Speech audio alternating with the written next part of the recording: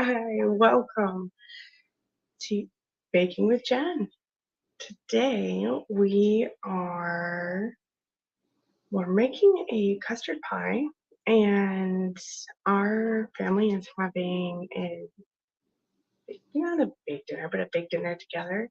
And so I'm making rolls for our family dinner for tomorrow. So what I'm gonna do is today we're going to make up the dough. We're gonna get them all formed up. We're gonna put them in the fridge overnight so that tomorrow we can just take them out and bake them and I won't have to worry about it. So come hang out and let's get started and let's bake something. So first off, I'm going to go ahead and start the roll dough because it needs to proof and rise, and then we'll beat it down, form it into some rolls, put it into some pans, and get it into the fridge for overnight. So first things first, rolls. Let's gonna pull up the recipe, get the camera all situated, and we'll start weighing everything out.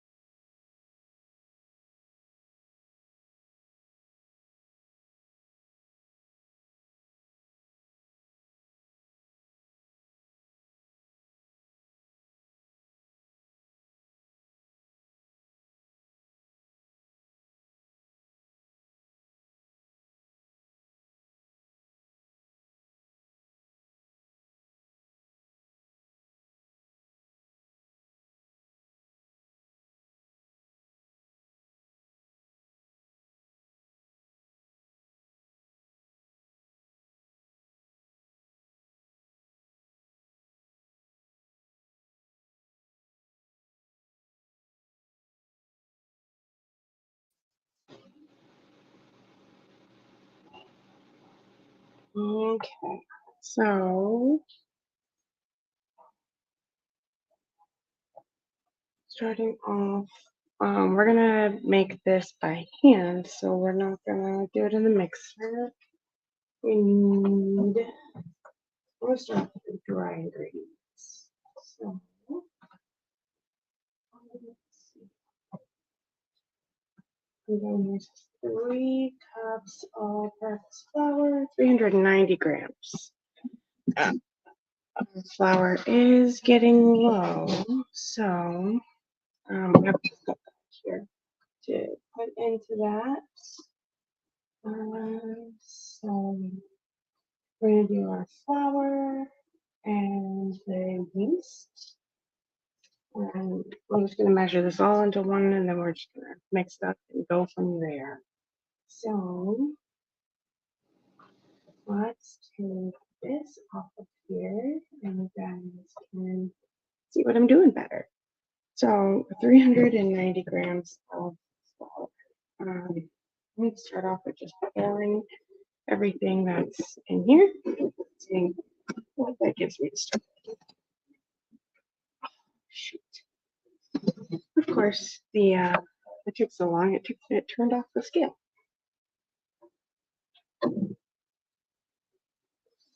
This is why we start this way. Okay. Let's try that again. All right, that's 108. New bag of flour. Do you know you can get flour on Amazon for like $2.50? If you have Amazon Prime, then it's free shipping. Like, that's cheaper than I can get it in my local store. That's awesome. Okay, so we're going up to $3.90. And 3.30. And it's $3.98. So let's pour the rest of this into our container and then that here. That's just, I don't have the rest of it, but we'll just pull this out. $3.90. There we go.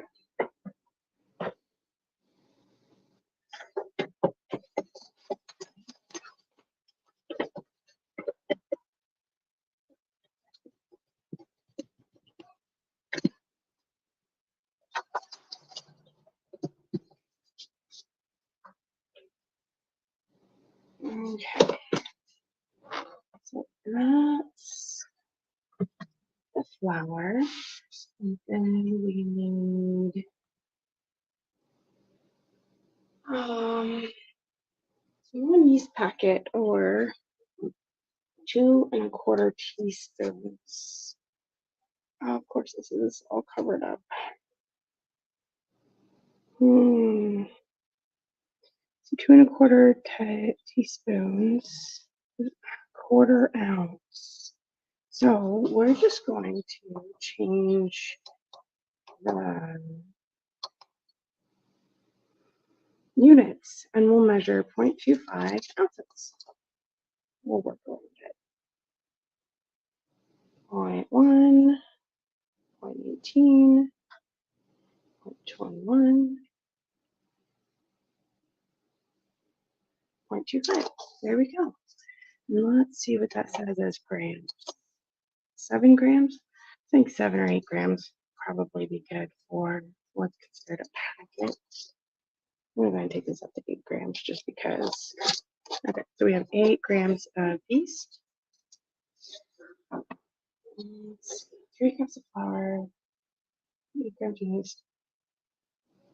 Okay, this is 2 tablespoons of sugar, but it says divided, and I think it says divided because this was warm milk, yeast, and 1 tablespoon of sugar. Yeah. So this is doing them separate. We're going to just do it all in one. So we have 2 tablespoons of granulated sugar. 2 teaspoons is 8 grams. 1 tablespoon is 3 teaspoons. So 2 tablespoons would be 6 teaspoons. So 8 times 3 is 24. So we need 24 grams of sugar.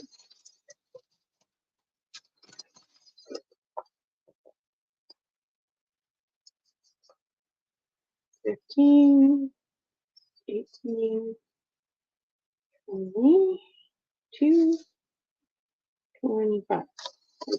Close enough. Milk, yeast, sugar, and water, salt, flour. So right now we have our flour, sugar, and yeast. This is a teaspoon of salt, so we're just going to do this as 1 big pinch. A teaspoon of salt. Tear this out, and I'm going to use a whisk really quick. We're not going to use this much, but I'll use it here a little bit later. We're just going to whisk all of our dry ingredients together and make a little bit of a well for pouring all of our other ingredients into. So, get them all mixed together. Like I said, I'm forming a little bit of a well because this is where we're going to put butter, milk, egg. I think that's the last of the ingredients we need. Milk, egg. Oh, okay. So this is 1 cup of full milk, 240 milliliters, which is the same as grams. So we need 240.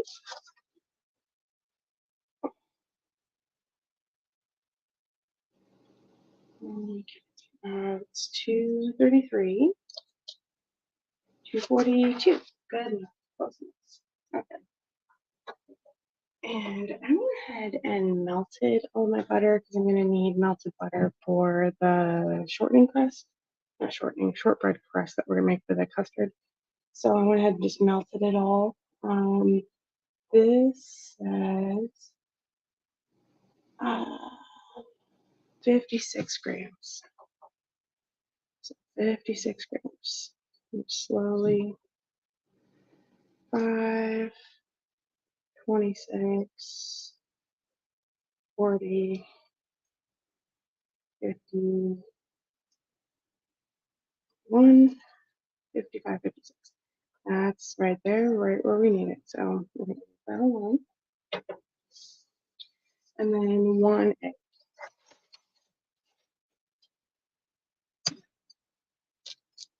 1 egg. Okay.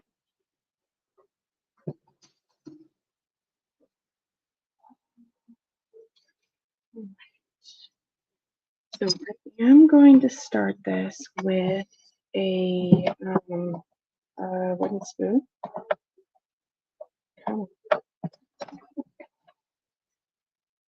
We have a wooden spoon, and I'm just doing this to start off with because this is just going to be really goopy in the beginning, and for just the mixing part, we don't really need to get our hands dirty yet. We'll get to that here in just a minute. I just pour my flour everywhere too. That's okay. We need some flour on the counter here in a minute to knead this all together. So just mix, mix, mix. Mixing the dough.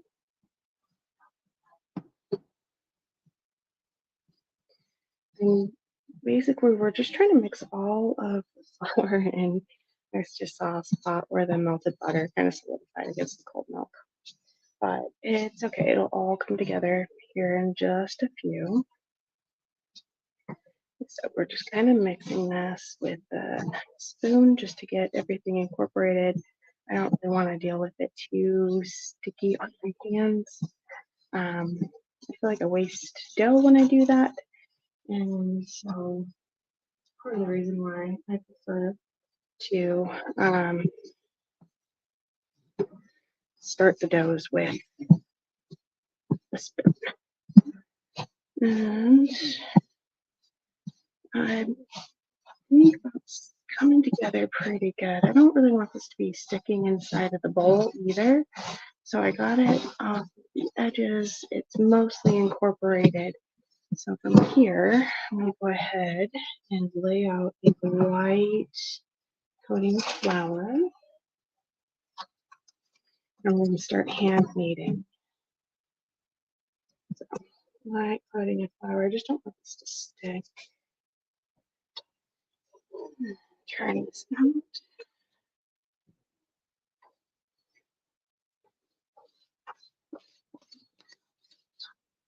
I usually make this in a double batch, and I was just remembering that, but I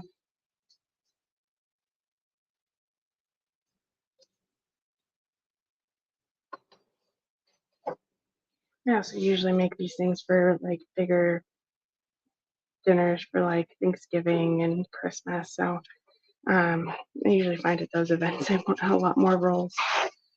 This is just going to be kind of, we're not having the whole family over, we're just having a couple of extra family members over. And so this will be just kind of for what we're doing. So it's just kind of weird to me that this is smaller than it normally is. So let's see if we can get this kneaded up real quick. It does seem, this is an enriched dough, so it is going to be kind of sticky. And if, I didn't like the way that the mixer was sounding the other day when I was having it knead the dough for the, that's the only thing coming to mind is lentil brulee, which is Mardi Gras king cake. There we go. I can get there one thing at a time. But yeah, you can see this is, I guess it's not really sticking to me very much. So we're going to go ahead and let it stick to the counter and just keep kneading it. It will come together eventually and it will stop sticking. It's just, we gotta build up enough structure in it for it to do that. So it's just gonna take a little bit. We'll just keep going. At least this isn't like the batter and getting like really, really sticky. Like technically, yeah, it is sticking to my hand, but like I go and it like comes off. So I have full confidence that this will come together, build up a great structure, and stop sticking to the counter here any moment. Well, one of the bakers I used to follow, I haven't watched any of his videos in a while, I probably should, but he says it takes about 8 minutes. That's when I was doing sourdough, and sourdough can be a fairly sticky dough as well. But he would say to scrape it and keep going, and then like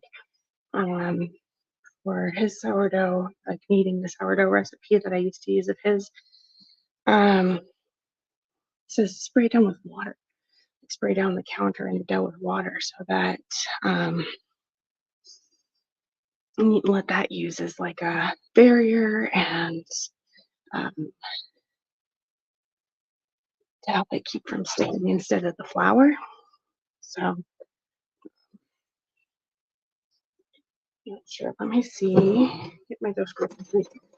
So we'll go ahead and just scrape this off the counter. Just to kind of loosen it up. And we'll keep going. I'm pretty sure it's going to stick to the counter again, but we're just kind of giving it a chance to detach and see what it wants to do from here. Yeah, he says that kneading for about 8 minutes gets you a good amount of gluten, and that's when it should start, or at least the sourdough, like the sticky sourdough bread, that's when it should start coming together. So you don't have to use like a lot of force forever and ever. You just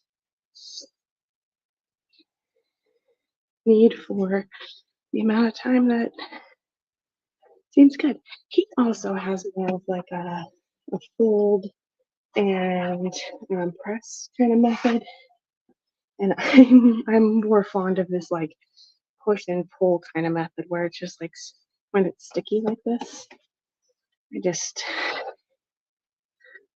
pull it and stretch it out and push it down together and just keep going, and it's developing something. Like you can obviously see, I don't know if y'all can see, but I could see where it was really tearing really bad in the beginning, and now it's just kind of stretching together.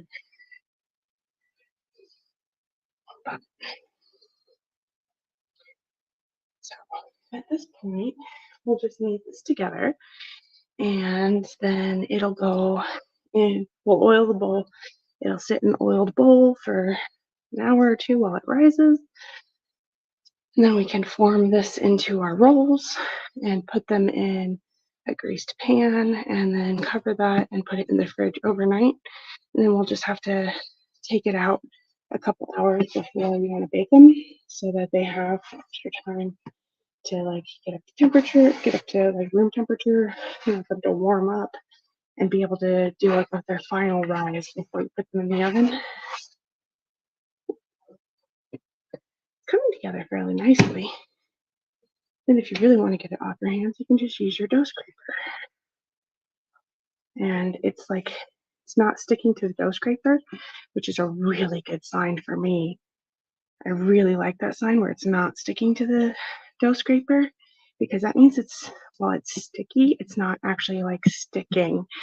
And that's one of the things I use as an indicator to tell me like how the gluten's forming and how well it's um, coming together. Because if it's sticking here, then it's really wet and it's sticky. But if it comes off of here pretty easily, then it lets me know that it wants to stick to itself more than it does other surfaces, which is kind of what we're going for. I had to kind of get it off of here. But fold and press and fold and press and fold and press and fold and press, fold and press, fold and press.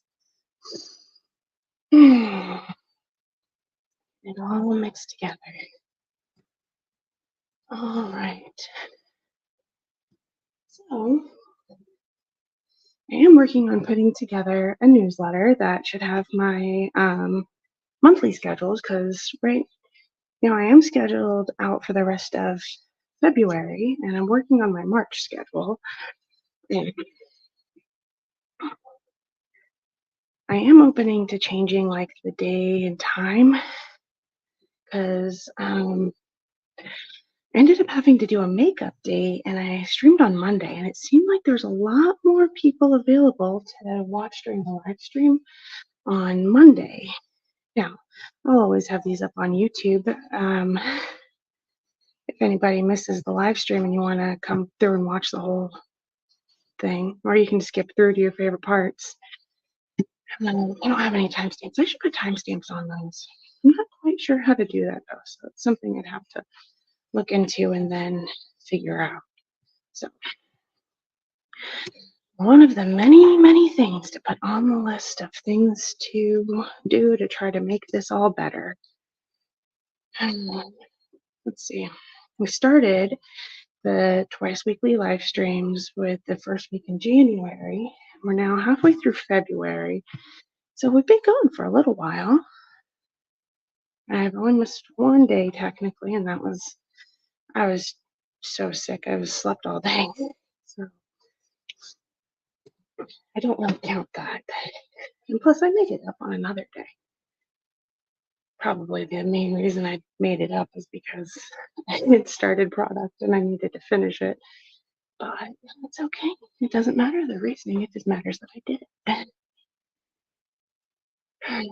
That's the goal here, is to keep this consistent. Because we might need to change. We might change the days and times if that seems better. We'll have to look into it. Because Monday it seemed like there was a lot more people interested or available. So, would y'all prefer if I streamed on like Monday, Wednesday, or like Tuesday, Thursday? Like, let me know in the comments because right now I'm doing Tuesday, Thursday because it's just kind of the most convenient for my schedule right now. I am trying to find a job outside of the home. So like I might have to change based on that. But overall, I know that Tuesday, Thursday is kind of okay for my schedule. I have some classes I would like to take on Monday, Wednesday, but I haven't been able to go and take those just yet, just at the moment. So if I switch to Monday, Wednesday, it wouldn't really matter because I'm not missing anything that I'm not missing already. Let's see. Can you see how this isn't sticking as much? It's coming together a lot more. This is kind of where we're trying to go. Trying to head. Like, yes, it was sticking to the counter a lot for a minute there, but as you keep kneading it, it starts coming together more and more, and it stops sticking to everything. And this is kind of what we're looking for. It's not like, I wouldn't say it's quite done yet, but we are definitely getting into the territory of it being done. All right. Because like I said, it's not sticking to the counter so much, and it's holding into a ball, and it's like coming off of my hand fairly easy. So like we are definitely just about there. I like it. Like I said, this is an enriched dough. So an enriched dough just basically means it has butter, eggs, and milk in it. You can technically make bread with just flour, water, salt, and yeast. Like that makes a really nice basic bread. That's also a good, that's kind of the recipe I've used for pizza dough. Just like a basic yeast bread kind of thing. But with something like a pizza dough, you need to make sure to develop your gluten really well because that's what makes it chewy.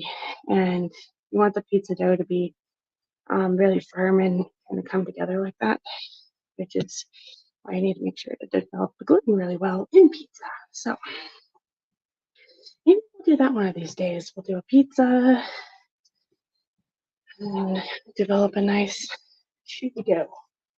Sounds like a plan. All right, we're still kneading. This is still coming together. And this is the part of the reason why we started with this one instead of starting with the pie, is because this needs time to knead, it needs time to proof, and yeah, yep. So we are doing this as a pre-prep. I'm going to actually bake this tomorrow because that's when we're doing stuff.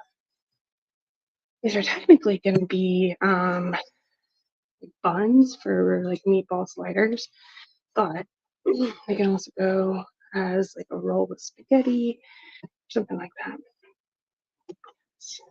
We have my sister-in-law makes these really awesome meatballs, so we're going to try our hand at making them for ourselves tomorrow. We'll just have to see how that turns out. Like,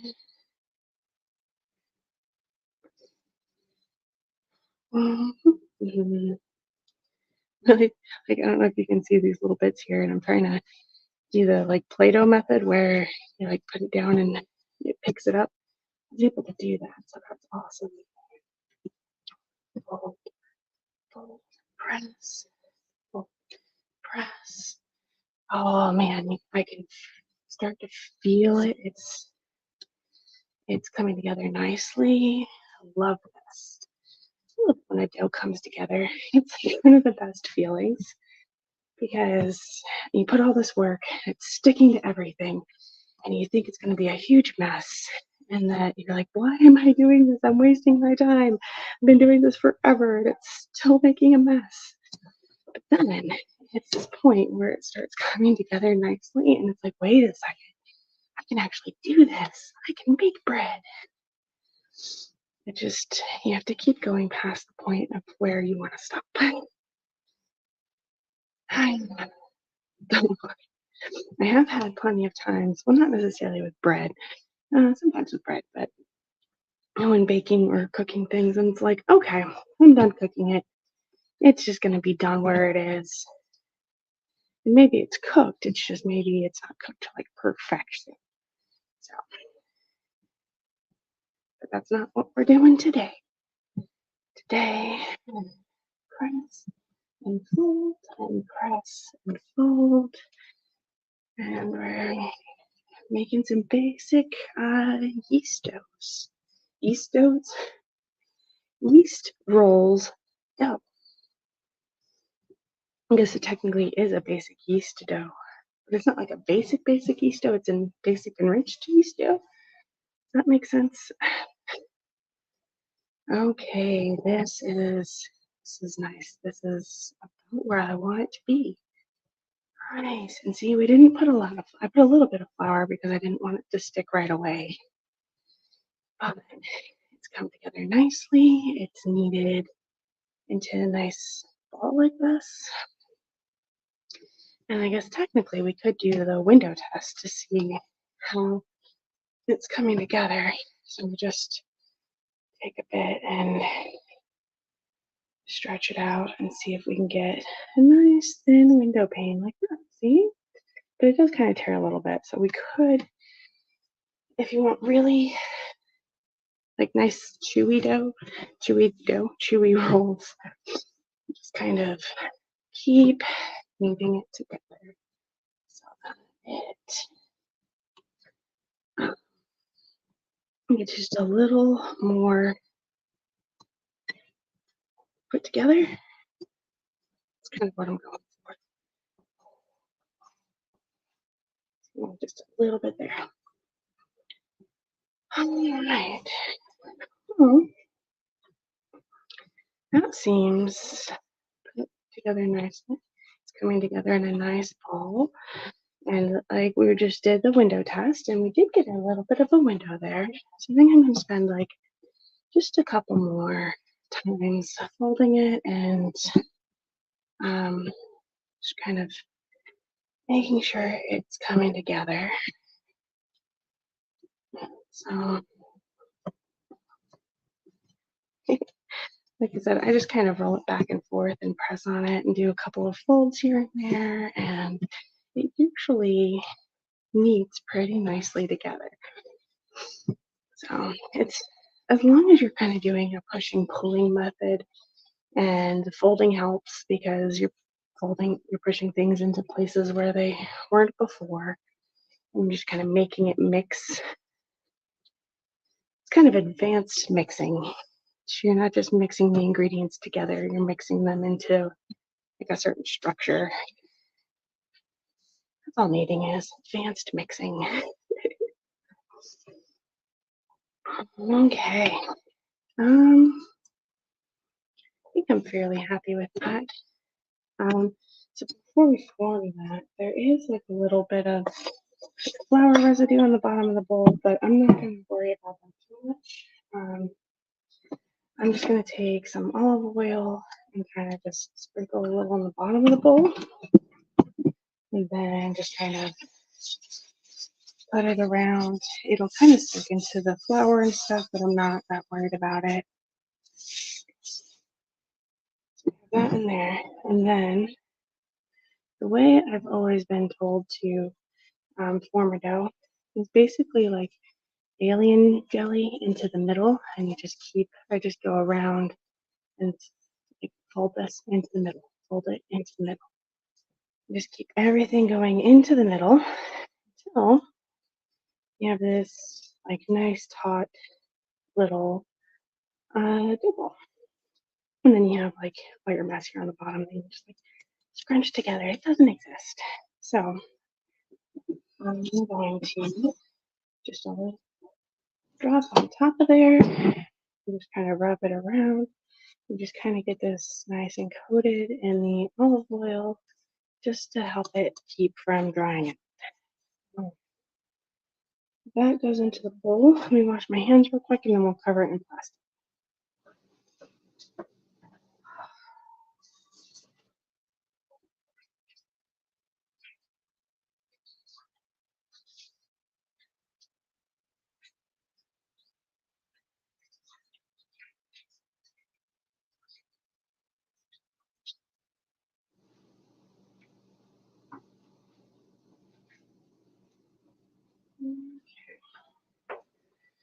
Alright, so we have this, and just gonna get our plastic wrap and cover the bowl.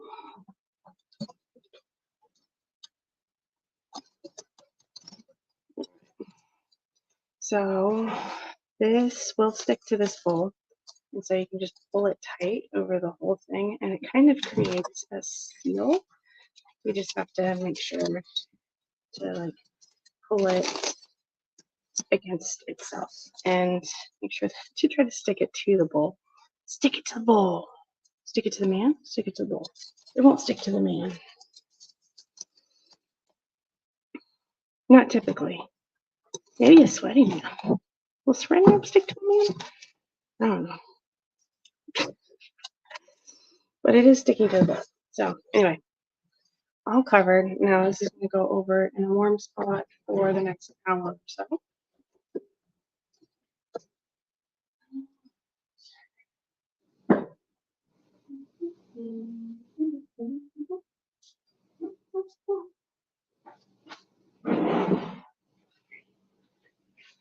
And then we're gonna do a quick cleanup over here.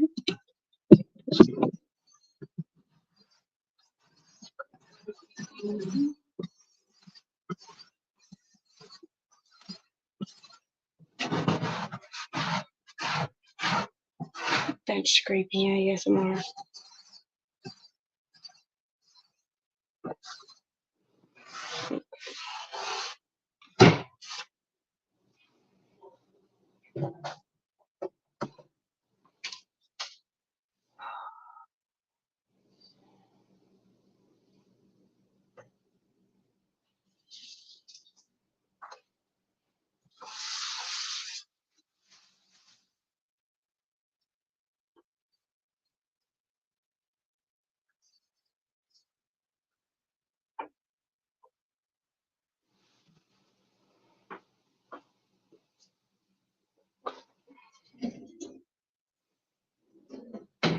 So, alright, this is all cleaned up.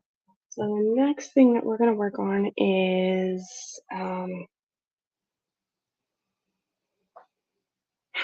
technically it's our custard.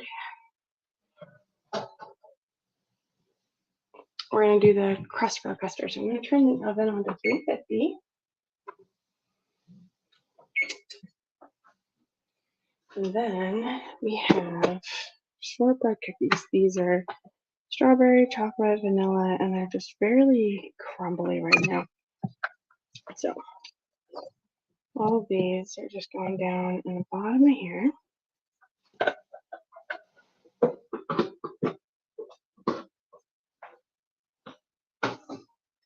And technically you would normally put these in like a bag or something to crush them up.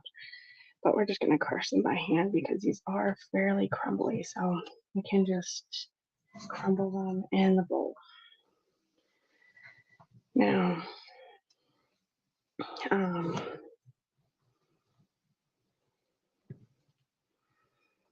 the finer the texture of the crumbs, then the more they're gonna stick together in the final pie crust. So that's why they usually say to use like a mixer or a food processor or a blender or something like that. Put them in a baggie and beat them into smithereens. Like all of these are options to crumble your cookies. I'm just doing them by hand because I don't feel like dirty, like getting a baggie or like cleaning the blender or something after mixing these.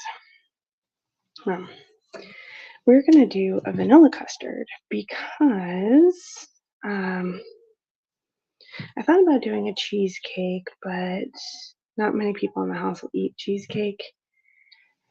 I don't think many people eat custard either. So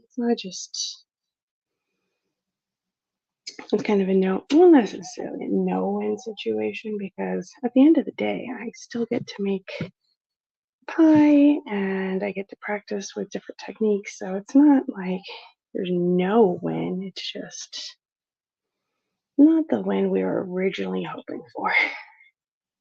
Actually, I was originally hoping to decorate these cookies and make them all pretty and do all kinds of fun stuff with them. But that got thrown off when we got sick. So that was one of those not right now things. Don't get to do that right now. And then the cookies, they necessarily, they kind of went stale. I wouldn't say they're stale. They're just, one, I didn't bake them as long as I probably should have. I was trying to make sure to preserve the shape and everything, and because they were smaller, I didn't want to over bake them and burn them. I wanted that nice like color for the pictures, that nice shortbread color. Like I said, I didn't get to decorate them, so I didn't take pictures of my non-decorated cookies. And then I was trying to pull one out last night and like the whole thing's crumbling apart. I'm like, okay, that's not gonna be useful. Like we're not gonna be able to do anything with that. So we're making it into a pie crust because I figured that would be a good use of it. Let's see. I think I got just about got all the really big crumbs out of here. Like I'm trying to toss them and see if any of these really big crumbs come through. I think if I really need to, like when I'm pressing it into the pan, some of these bigger clumps, if there's any, will press out, if that makes any sense. So we are going to do a blind bake on the crust, just to kind of form the crust. It is going to be custard, so we don't want that custard seeping into the crust too much before it gets to bake. Let's see. This is like, if you have weak hands, this is definitely a hand workout. So like crumble cookies into crumbs and you'll find that your hand starts cramping. Because like the whisking cream by hand or whisking meringue by hand, you just have to whisk it so much that your forearm starts cramping. Yeah, that's what happens here. But anyway, that seems like it's pretty good. So most, like if this is not gingerbread, if this is graham crackers, then I would want to put a fair amount of sugar in it, but because they're shortbread cookies, I'm just gonna put like a tablespoon of sugar in it instead of like a third of a cup. So just a little bit of sugar just to kind of make it a little bit more sweet. And then I'm gonna use the rest of that melted butter to kind of bring it together. So I'm just gonna throw some dry crumbs in here just to kind of absorb the butter in the bottom of this so I can like wipe this out and get as much of that butter out as possible.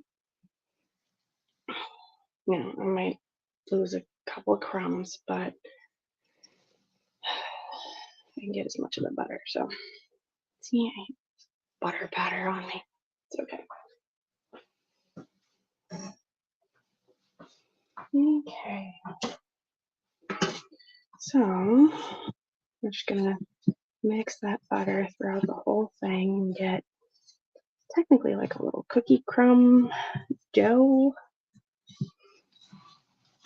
It's butter, shortbread cookies, which are already a butter cookie, and then we're gonna coat them in more butter. See how many layers of butter can we get here? Butter with more butter, topped with butter, with a butter sauce. There we go. That's how we get more butter. I think technically I might have put a little bit too much butter in here because this is kind of sticky, but that's okay. I'm just gonna use, this is like a little pie tin. Yep. Just gonna use this kind of pie tin. I do have a glass one somewhere I could probably use, but this is what we're using today. And you can use like a glass or some tool to push this down in here. You can just use your hand as well. Like all of it works. The main thing that you need at the end of the day is to press this down into a firm crust. Like as long as that happens, doesn't matter if you use your hands or like a specialty pie tool, which I don't even know if they exist, or a glass or bowl. Just press the pie crust into the thing. Take this and see if we can kind of move it along. So if you want to use this for cheesecake or like a custard pie like we're going to do today, it works really well for either one. I usually use graham crackers, and these are just different flavored shortbread cookies that we're kind of bringing together to make this crust instead of graham crackers. It's just the same idea as a graham cracker crust. So, shortbread cookies. I think the oven's ready, and we just about have the crust kind of pushed into like a thin layer. You want it to be thick enough that it will hold together, but you want it to be thin enough so that it's not like overwhelming with the amount of cookie crumbs you have. Let's see, I am trying to get a little bit of this cookie crust like along the edges here, but I want it to be kind of as even an edge as I can make it. So some places there's more edge, some places there's less. So I'm trying to just even all of this out so that the whole thing has like an appropriate amount of edge. Is there an appropriate amount of edge for pie crusts? Like, does anyone have like a measurement on that? I don't think that there is. I think it's just like not necessarily an arbitrary amount, but I think it's more of like a texture, mouthfeel kind of thing versus like a specific unit of measurement kind of thing. Okay, this crust is coming together nicely. I like it. So it seems like it's not too thick, and I am getting little bits along the edges and everything. Seems to be working out okay. So I'm trying to move this around, see if we can get like a little bit of a, what was that, peak? I don't know. I don't know what it's called. Do you know what it's called? I'm good with making things and like knowing how to do things, but like knowing what it's called doesn't always go that way. Anyway, but you can do something like the tuna roll indent where it should make like a wavy line. Doesn't seem to be working so well right now, but there we go. It's starting to work. Going around, we're going round, we're going round, we're going round. Seems to be kind of working right now. So I don't know if this says to put weights in it or not, but I am going to. Now I don't have like pie weights, so I'm going with the classic beans. So I just need to press on the bottom corner here just a little bit, and make sure the bottom's all pressed nice and thin. This is a little weird over here. Okay, that looks like a nice, decent pie crust for the moment. Let's get a little bit of parchment paper and let's beat.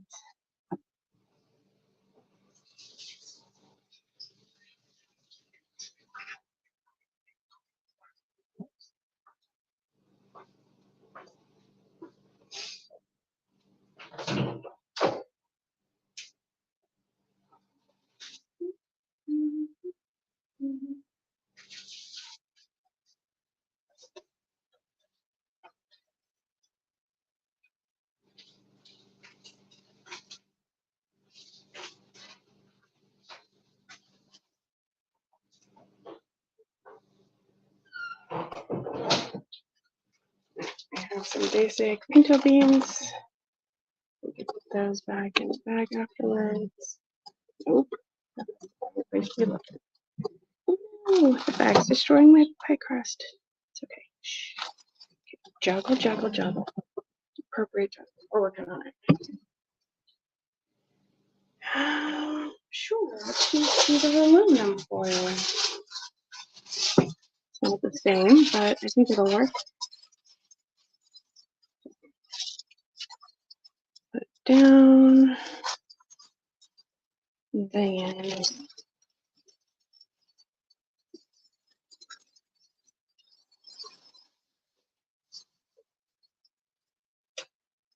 yummy bean pie. Okay, So we're gonna stick this in the oven for 10 minutes just to par bake it.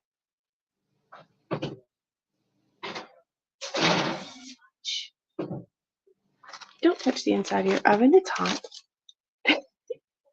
All right, so the next thing we're doing, let's put this one over here. Vanilla pie custard. Okay, so let's close that. Reviews are down here, nutrition facts. Okay, so we already made our crust. We're not going to do anything else with that. So the filling, half a cup of sugar, quarter cup of flour, salt, milk, egg yolks, and vanilla extract.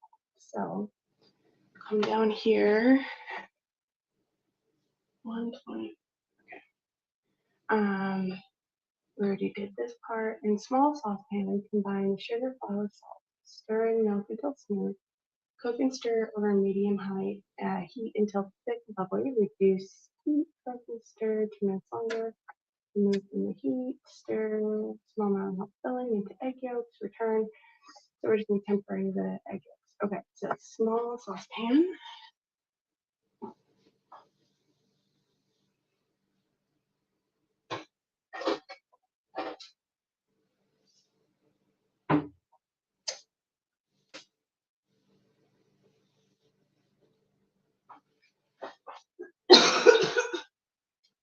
Excuse me.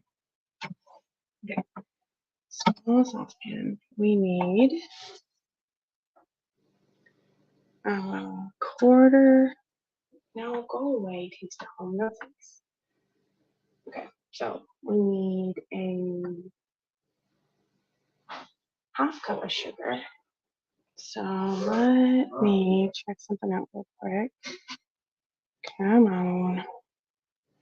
I have a handy dandy conversion. Let's see, butter. Find the sugar real quick.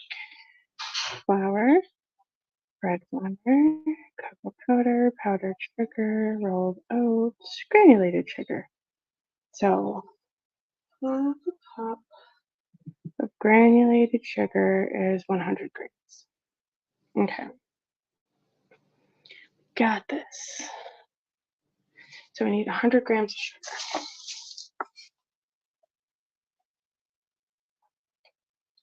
60, 85, 95, 99, 100. 100 grams of sugar. Then we need a quarter cup of all-purpose flour, which quarter cup of all-purpose flour. I'm looking at my chart again. We gotta get one of these charts to like be printed out for here. Anyway, all-purpose flour, quarter cup, 31 grams. Okay. So we're right at 100 grams. So I'm gonna go ahead and leave that and just go up to the 31 grams. 22, 32. There we go. Close enough. That's it. Okay. Half a teaspoon salt. So we're just going to take a big pinch and there we go. Half a teaspoon salt and then 2 cups of milk. So earlier, let's see, we did 1 cup of milk. How much is 1 cup of milk? Come on. These things take forever.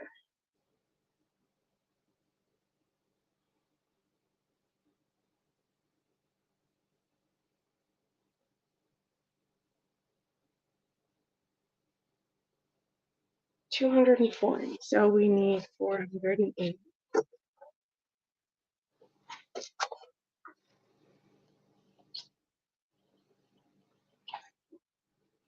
2, 3, 4,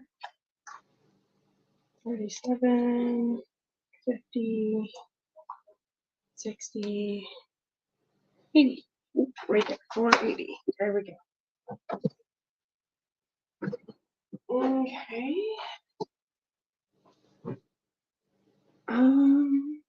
What are we gonna do? And then for the rest of this, 2 egg yolks and 2 teaspoons of vanilla. So those are gonna be part of the last thing.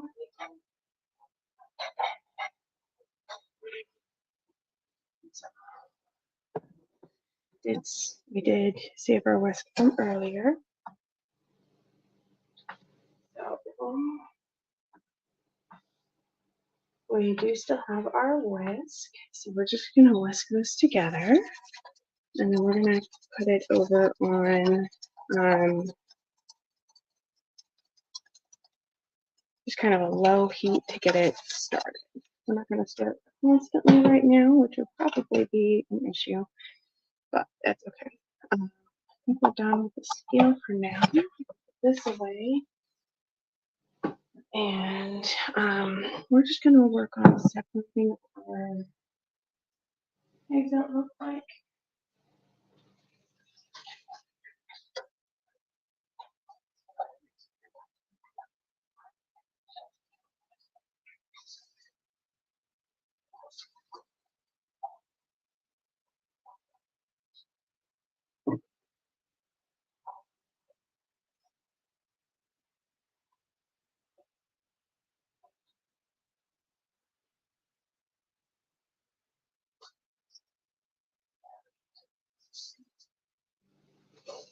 Okay, so I just washed this bowl out real quick because this is the bowl that we had the crust in. That is just about ready to come out of the oven. Here, come check on that with me real quick. Oven light, because it's smelling pretty done. Now we can only really see the beans in there. You know what? I think that we can go ahead and take that out. So,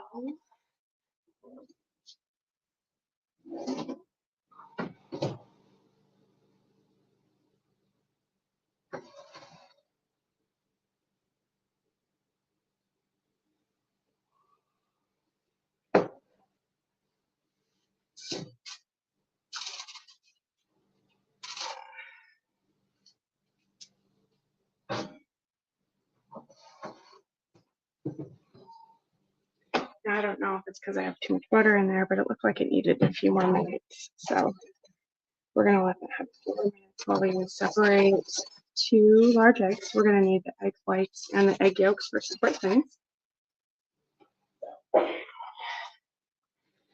Because this recently had butter in it, and I can't know if I washed all of it out really good, which is part of the reason why I just washed it really quick.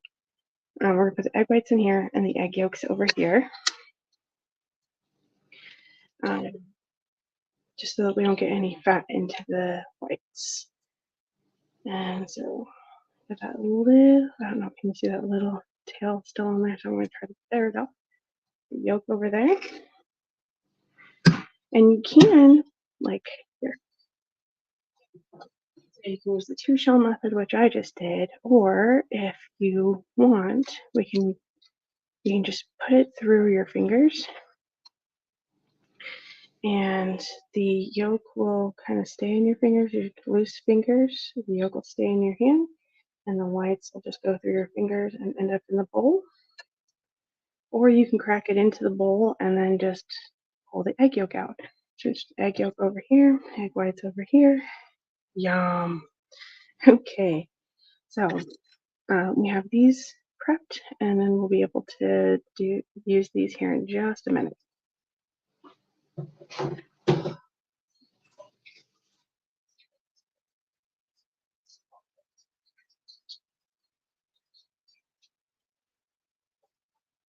Okay. So These are ready to go here in just a minute, but we don't need them just yet. So we're going to go over to the pot, and this is what we're working on right now.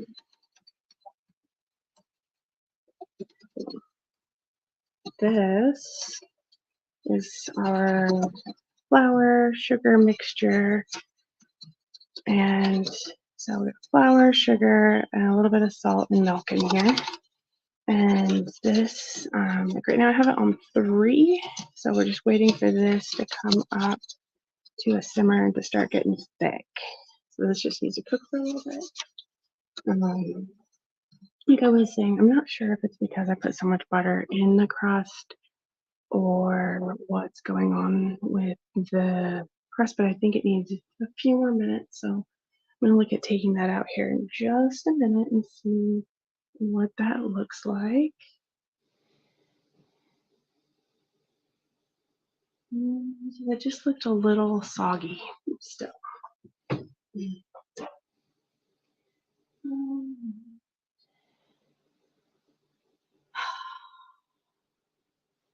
gonna give that another few minutes. It does say to cook it for only 10, but I also think I might have put extra butter in there, and then there's also that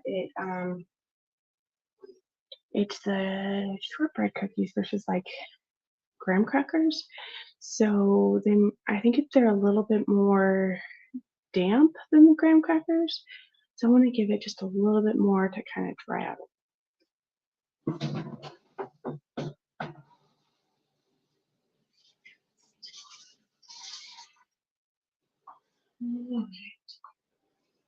So right now we're just making the custard, and so we're just needing this to come up to like a simmer.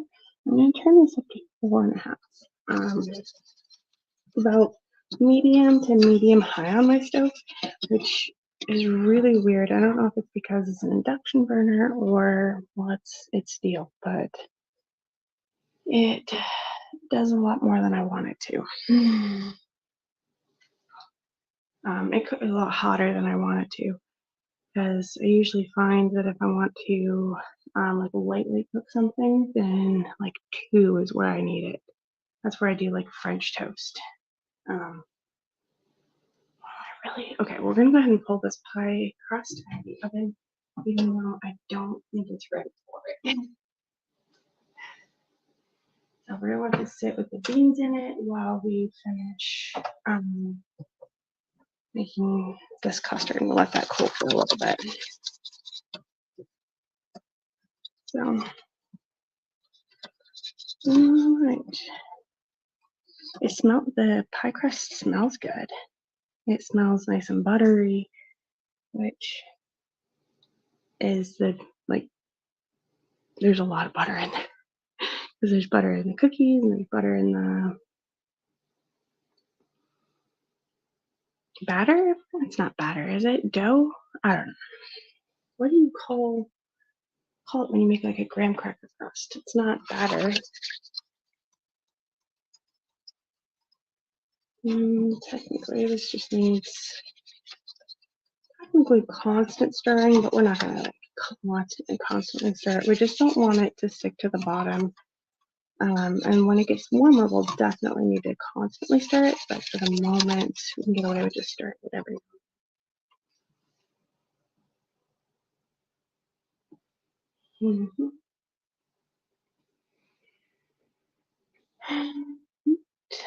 Let's add a little background music while we're hanging out. Let's see.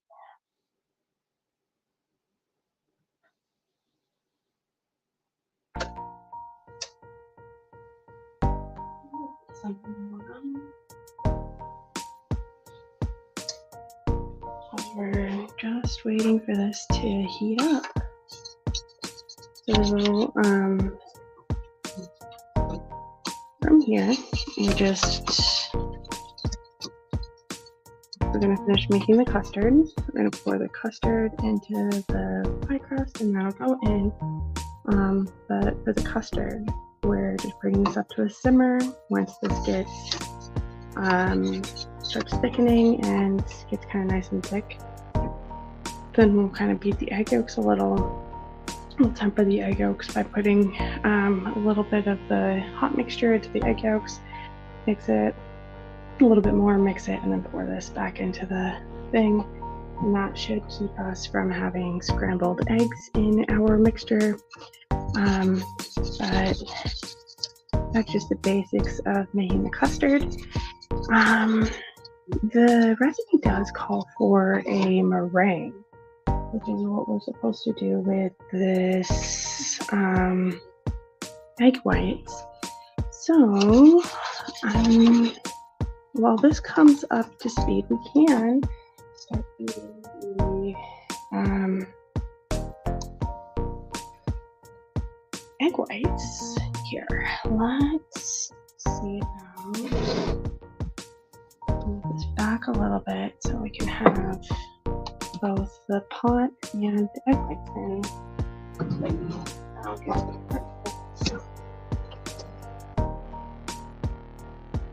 And technically, we would do this with a mixer. I would normally do this with a mixer because it just takes a lot longer to do by hand.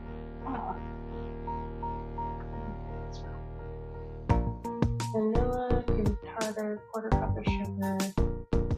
And the recipe does say in a small bowl, beat the egg whites, vanilla, cream tartar, and medium speed until soft peaks form. So, cream of tartar and vanilla. Go ahead and add those. So, just a little bit of vanilla. I'm going to go ahead and leave the vanilla out so that we can add it to our custard after we turn it. Cream of tartar. Like, what else am I looking for? I'm looking for the next ingredient. Right. Cream of tartar. And this calls for an ounce greater than 1/8 of a teaspoon. So instead of measuring out 1/8 of a teaspoon, I'm just gonna.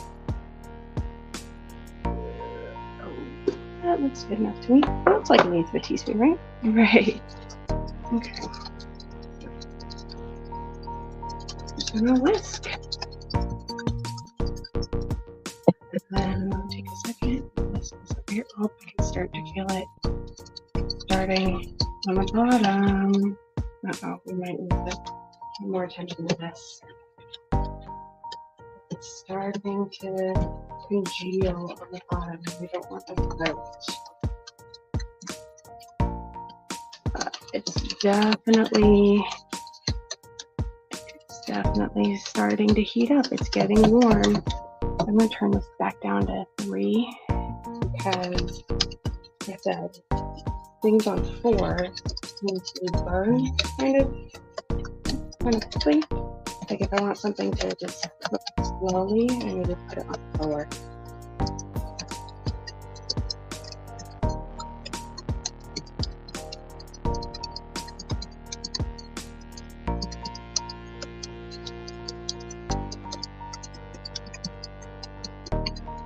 And this now turns into a whisking ASMR video. We're doing all the whisking.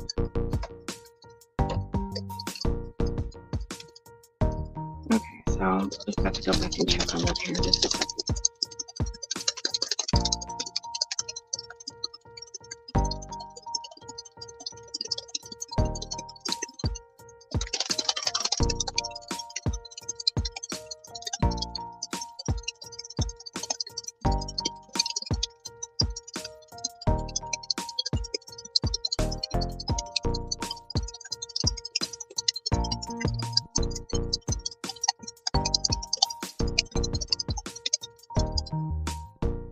That's coming together really quickly. I am surprised at how well that's whisking. Oh, and I can feel this starting to get thick, so definitely back to that. Just a second. We need whisking.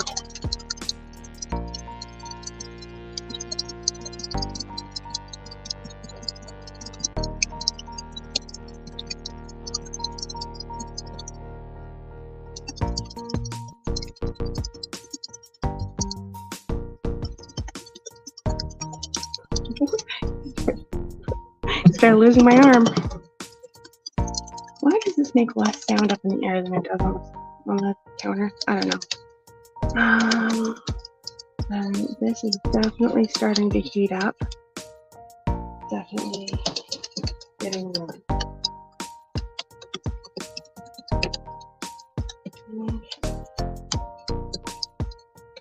I wonder if all my bubbles over here are going to pop because I don't have that structure built. And that's one of the things, is that if you leave the meringue sitting for too long,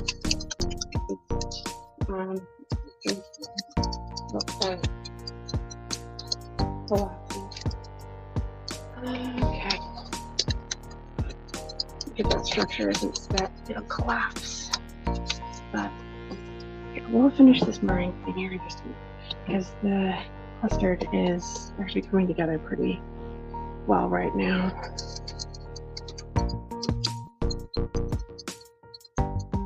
I think this will just be another minute or two, and then keep whisking lightly.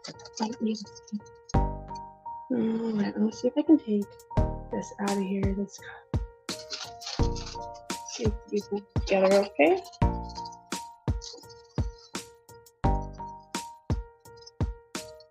Oh, that's really buttery.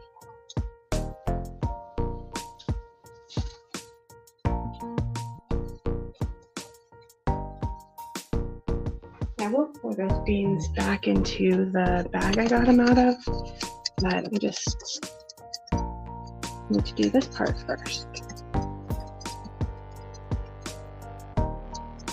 Okay.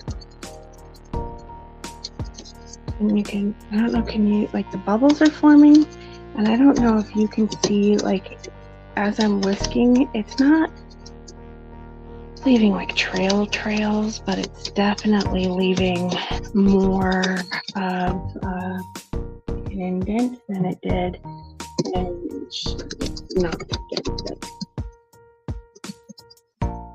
So it seems to be fairly, it's thickening up nicely. I just don't know if it's right where we want it just yet.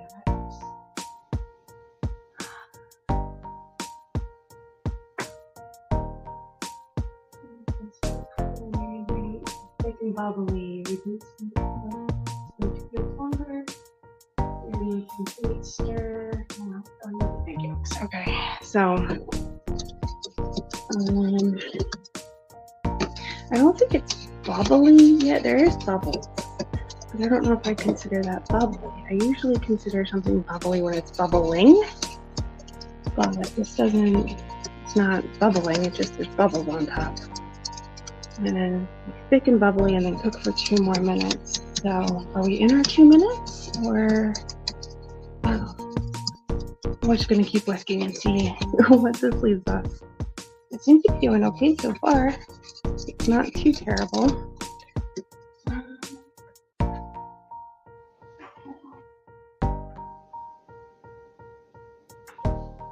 We are working on our whisking ASMR apparently, as we're doing a lot of whisking today. But, like, I can definitely feel that this is thicker. This is, I can feel it. I can feel the custard coming together. It's feeling more custardy. I don't know if this is considered bubbly. Well, like, there's, like, it's bubbling. Okay, so you know what, we'll go ahead and just cook it for 2 more minutes and pretend like that's what it's supposed to be done. We'll start our 2 minutes now. And it's doing good. It's nice and kind of thickened.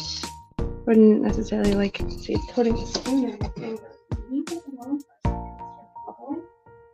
So I'm gonna call that bubbly. Thicken it bubbly, we can start 2 minutes longer.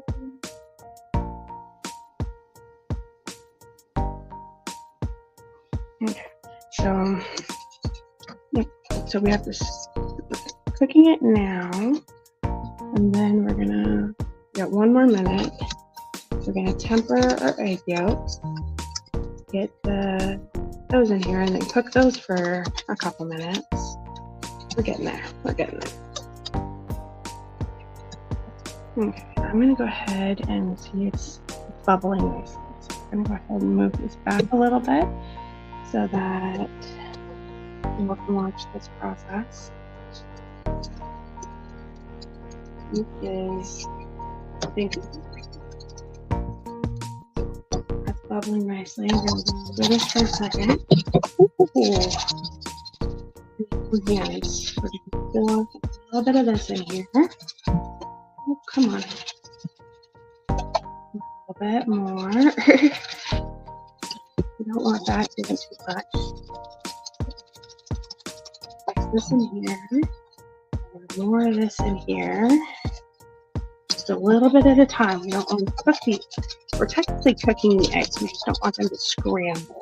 So we're not getting scrambled eggs. We're getting cooked eggs. Okay. We're making a custard. Custardy eggs is what we're doing. That is done nicely. So then we're going to put it back into here.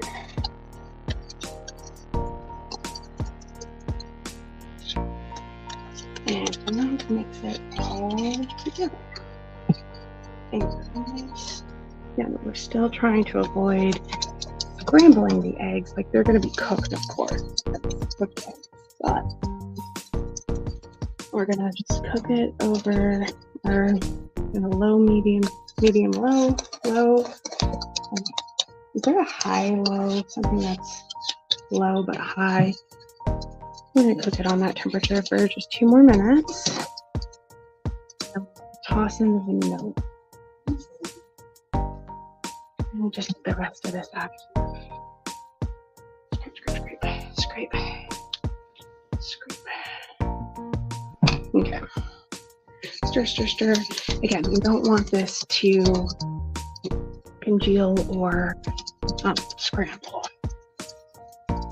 And then, quite honestly, if you're concerned that you might have scrambled your eggs or that this is congealed too much, you can always run this through a wire sieve, and that'll pull out any of the chunks that you're afraid that you might get in there.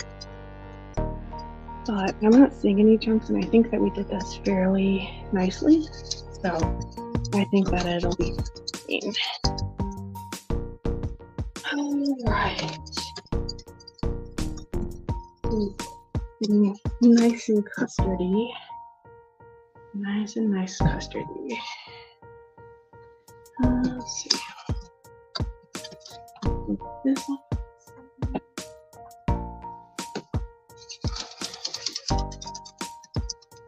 This bubbling nice and warm. Leave it alone for a second, and do you see the bubbles start coming up?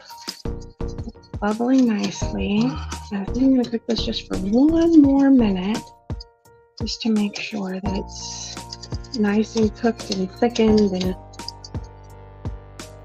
it is going to cook a little bit longer in the oven, but we want it mostly cooked when it's going to be.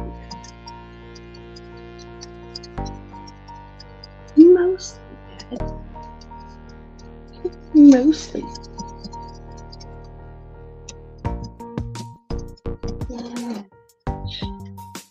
I'm going to go ahead and turn the stove off. The induction burner will keep warm for another minute or 2. And then we're just going to pour it in here in this pie crust. I kind of feel like the pie crust needs a few more minutes. We're just going to leave it where it's at. So now we're going to stir in our vanilla. That's probably a lot more vanilla than we needed. But okay, it's going to be a nice vanilla-y custard. Smells good. Okay. Custard into the pie crust. Ooh, that fills it up nicely.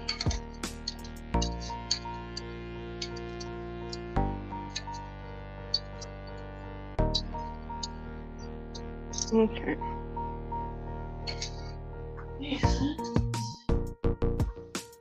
Let's see. Gently stirring vanilla pour into crust. Okay, so now we need to finish our. That's looking nice. Actually, let's put this on a pan real quick. Just to make it easier to get in and out of the oven because this is looking kind of full. So, set that there. Let's finish the meringue. Technically, the recipe does call for like extra graham crackers on top, but I didn't save any, so we're not going to do that. But let's finish our meringue.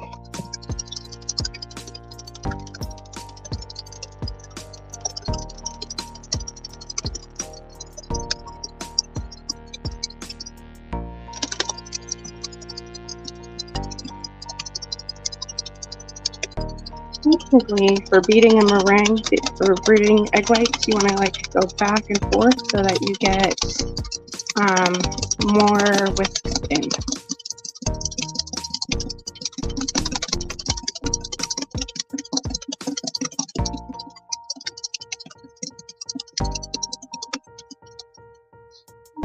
It's not quite there yet. We're getting there though.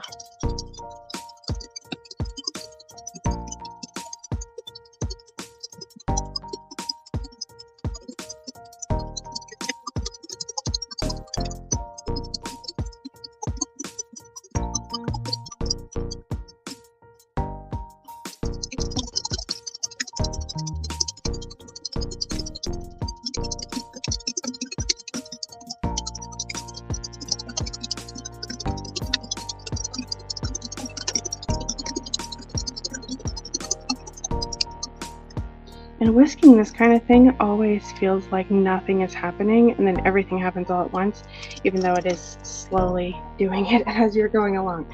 So just keep it up.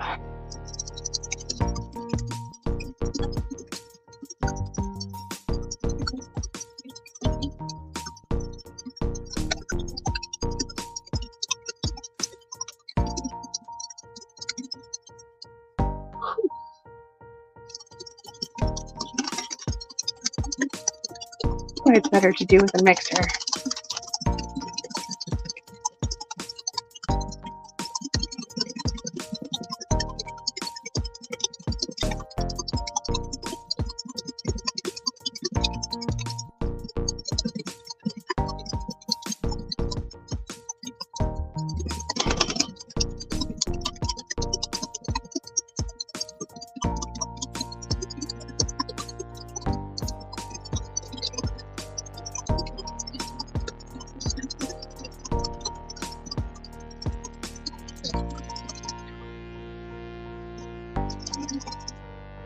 Not soft peaks. These aren't soft peaks yet.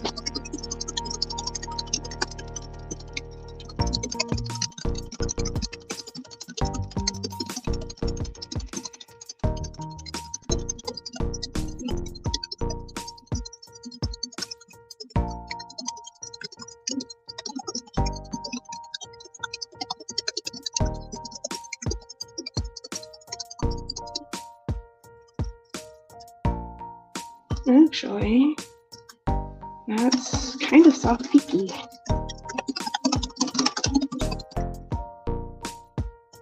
Because it's not quite soft. It's getting close. Because it's not quite coming like, it goes up to a peak, but then it falls over, which is what it's supposed to do for soft peak. But it seems a little too soft.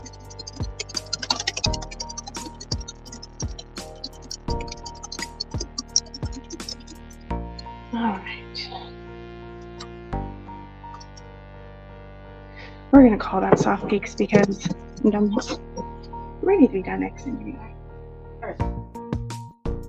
I'm making speed until soft skin, dry keep eating one, and sugar until it's one at a time until sticky peaks form. So what is this? This is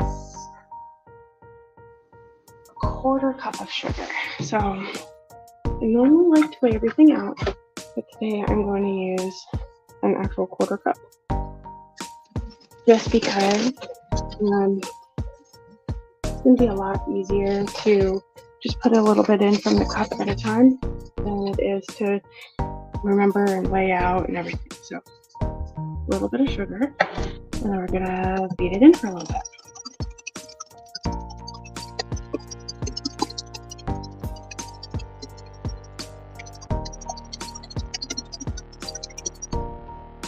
Okay, a little bit of sugar, beat it in for a little bit.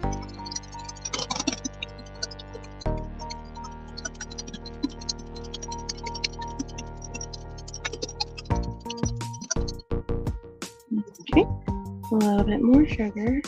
Technically, we are trying to go to soft or stiff peaks, but we'll see what happens.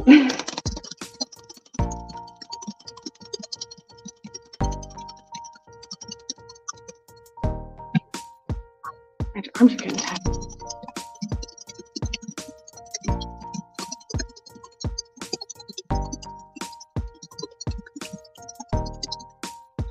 A little bit more sugar, a little bit more whiskey.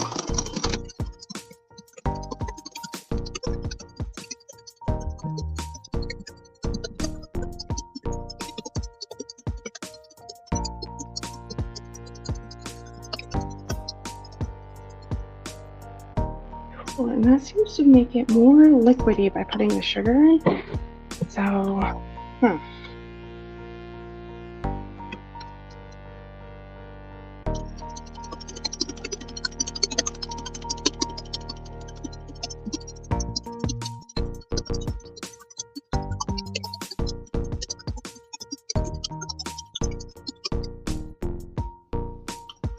it's definitely still soft.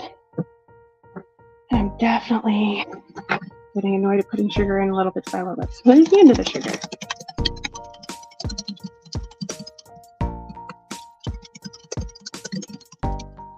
And then we just whisk until we get stiff peaks.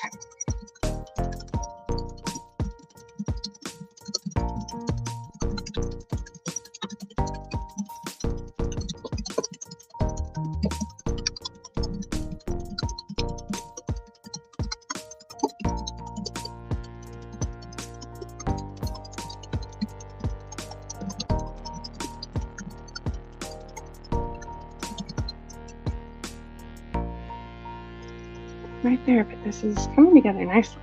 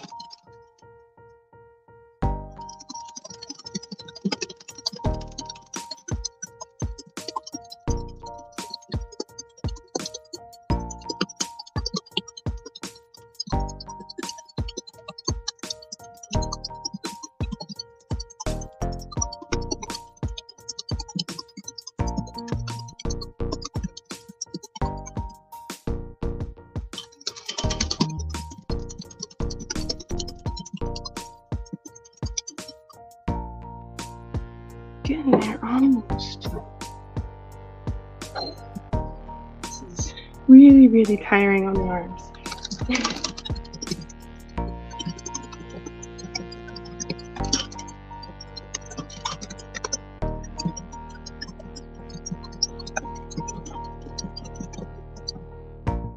did I want to do this by hand? It's a little late now. We're almost done.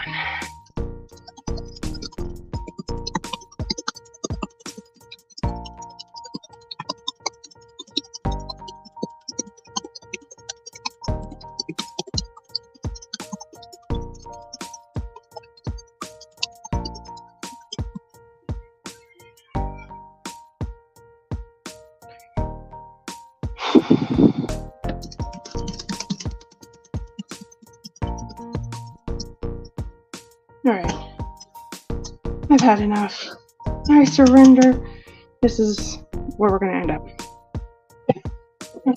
So this does say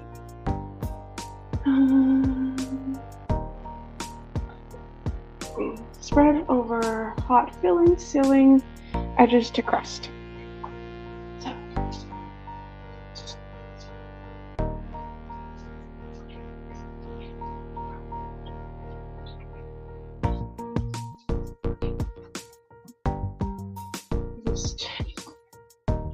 wash off the spatula we were just using, and then we're going to spread this over the custard. So I'm going to take it in little bits and kind of put it in a couple of different places so that I don't have to smush it around the top so much, so that hopefully it'll just smooth nicely. That's the goal anyway. Dollop it around until we can smooth it out nicely. Oops. To the edges.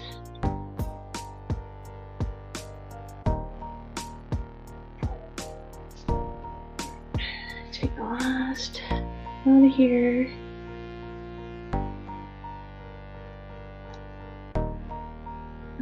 Mostly out of the bowl.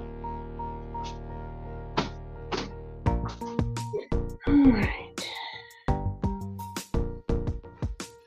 So we do want to make a seal with the crust. Not the art seal, the Forbidden Tomb seal. Ark of the Covenant kind of seal.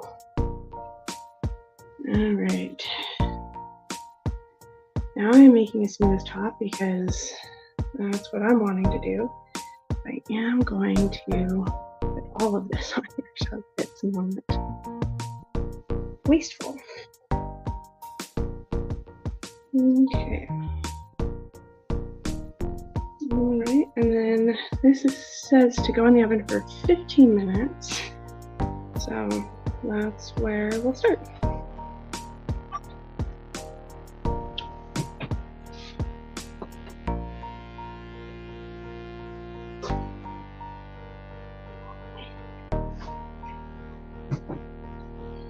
All right, and y'all can sit here and watch this.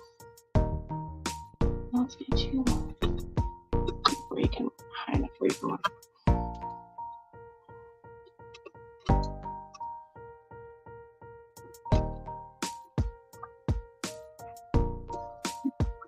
See what that does for 15 minutes.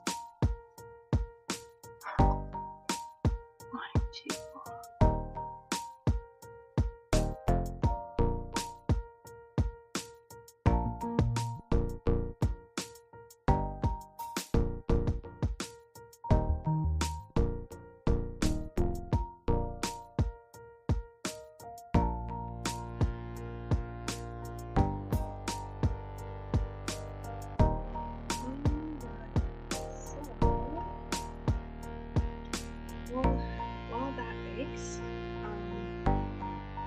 working on check on this.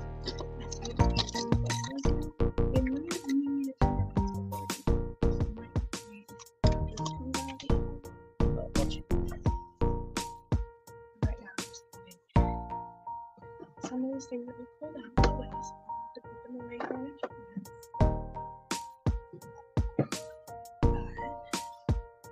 Let's see. Let's see how good people beans. Okay.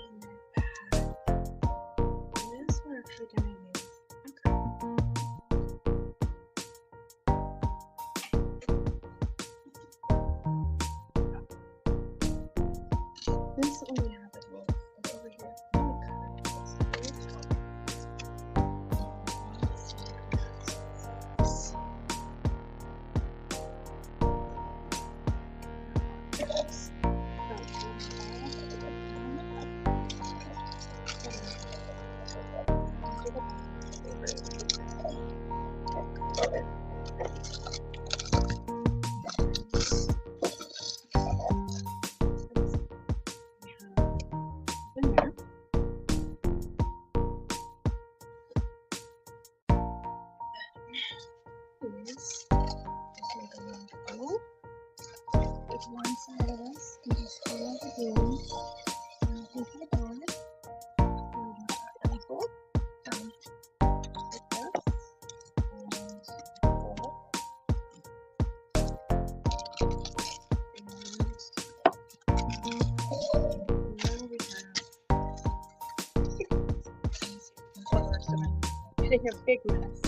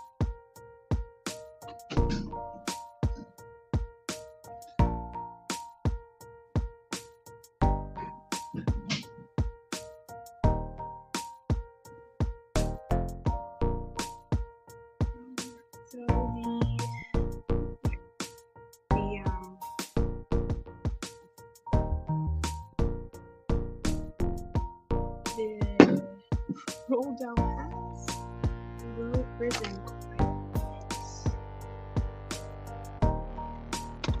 It's definitely double, right? I want to let it go for 20 minutes or so before I roll it out. It's nice and started because we can go with this.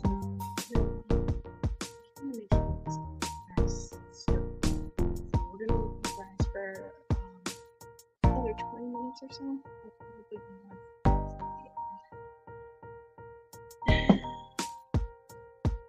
And set the timer for 10 minutes to bake it.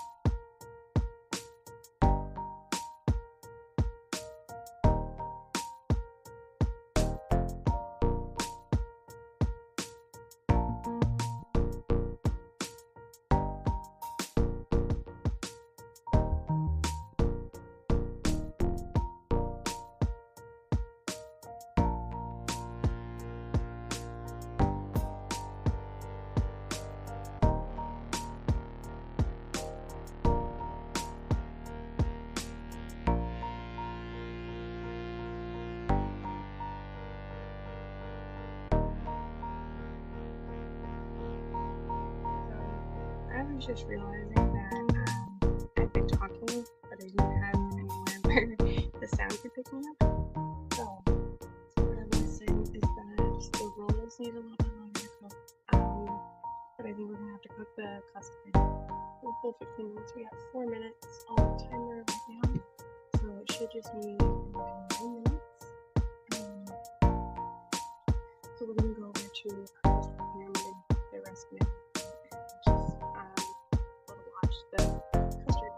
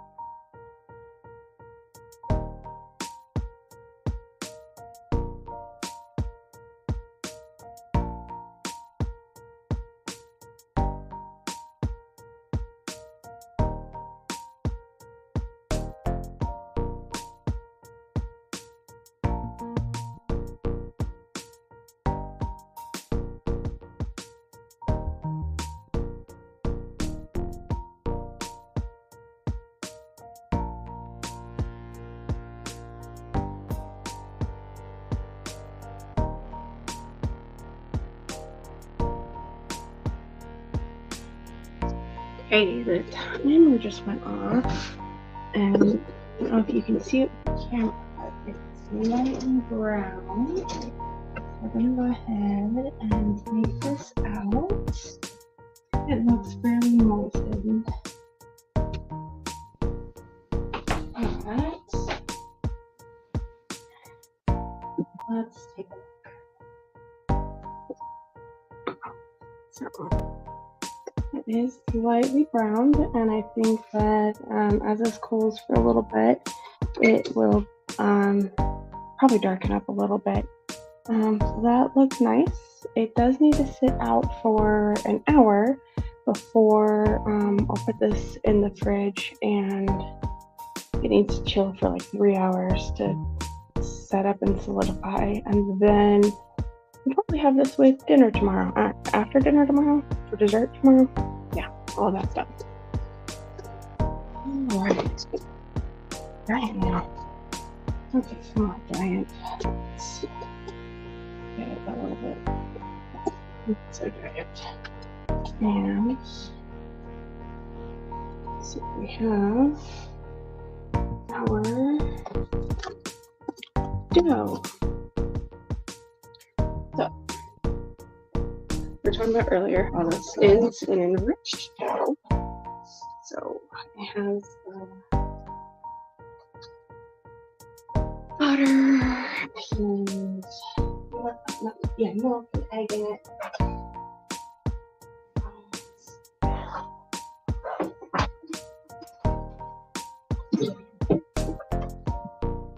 This recipe should make a dozen rolls. These out of the way. That's this here. This is a dark nonstick pan, so that'll be fairly easy to deal with.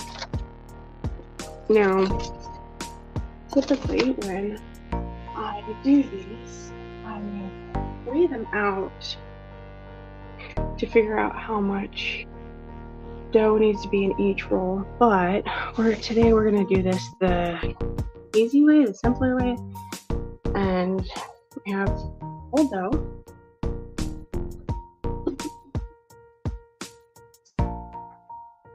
Take our dough scraper and cut it in half. This should make, I think it's a dozen rolls. Let me double check on the recipe.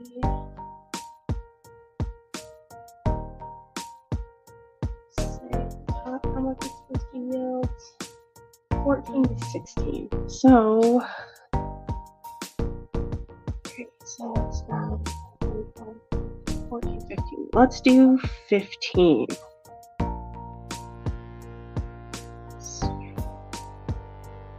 Should we do 14?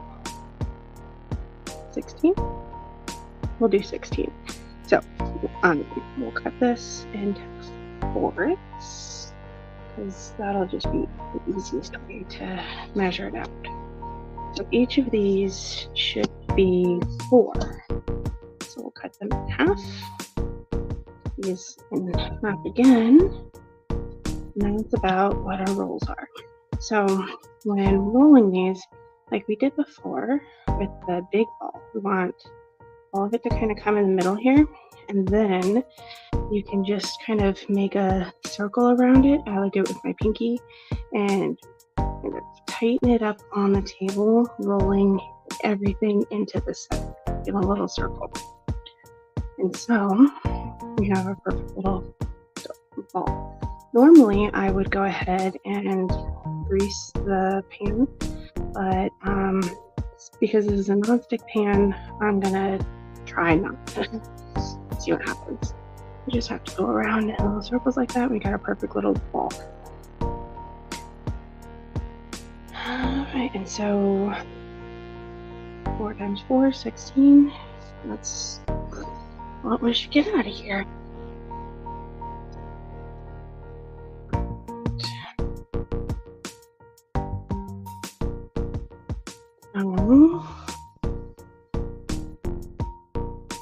Easy as that. Make our rolls. And so I'm going to go through, let's see, cut this in half. this in half. Well, from here, we'll put it in here because that just feels better. And then see how quickly we can run through these. And so this is approximate. I do like to weigh it out and know the exact amounts, but sometimes just doing the approximate is fine. Okay, so we have all of these, and like I said, so technically for some of these you can just one at a time. So technically you could just take this and like roll it around. You just have to do it a little bit longer, and it kind of takes care of itself. So, but with some of these where I've like added extra dough or something like that, I just want to kind of make sure everything's going towards the bottom center. I roll around, and there we go. And I learned how to do this just by watching like videos of people baking. So I'm very much one of those learners that monkey see, monkey do, and I can just finish it off. So do really quick, everything underneath, and then a couple of the circles. Keeps it all in, makes the balls nice and tight. And then it goes really quickly. This is like the easiest part of making rolls, is just forming them and putting them in the pan. See, they form up really nice and easy. Now the problem is spacing them out in the pan so that you have an even amount, because like right now it all fits nicely. So I have to do 4 in a row, or maybe I should do 4, 4.